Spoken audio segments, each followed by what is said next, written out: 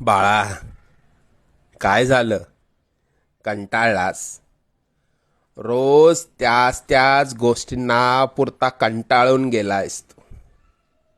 अजून किती दिवस सोसावं लागणार हाच विचार तुझ्या डोक्यात असतो ना.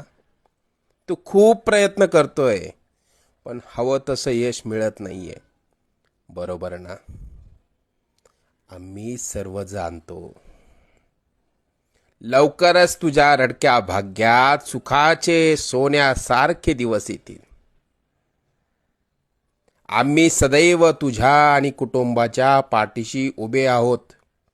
तुला जेव्हा आमची गरज वाटेल मनापासून हाक मार, आम्ही नक्की येऊ.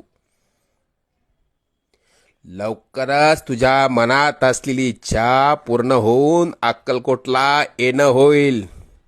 येशील ना पेढे घेऊन?